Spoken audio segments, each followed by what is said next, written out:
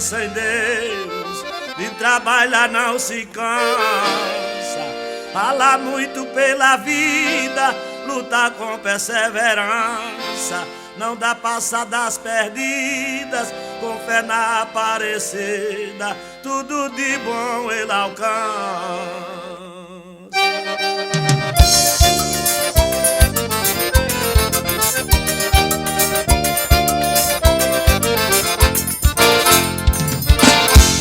Venho que tem confiança em Deus nosso Pai sagrado, viveu lá no Maranhão, tocando luta de gado, mas deixou gado de cavalo e veio para São Paulo trabalhar de empregado.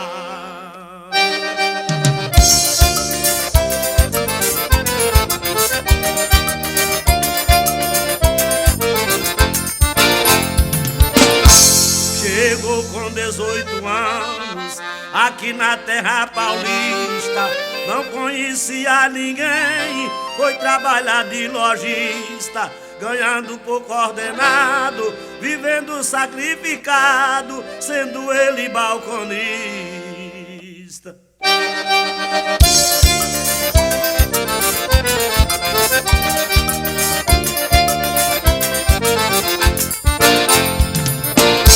Aí foi tocando a vida, trabalhando noite e dia, o que ganhava juntava com a sua economia, só gastava o necessário, hoje vem é empresário e vive cheio de alegria.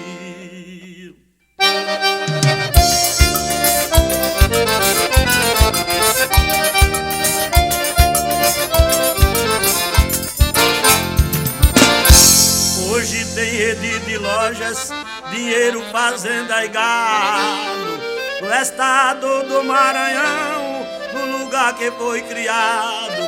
Veio de lá ainda solteiro, fraco, pobre, sem dinheiro, voltou pra lá rico e casado.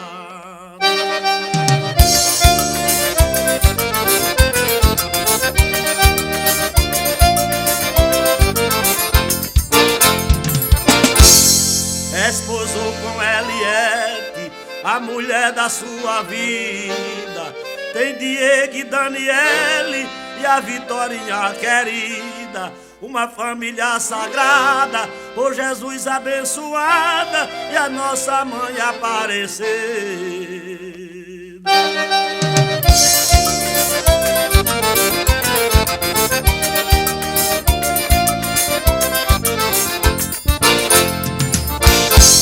Ele se sente feliz e muito realizado, diz: o que eu tenho, meu Deus, milhões de vezes obrigado, em me dar tanta virtude, anos de vida e saúde e um viver maravilhado.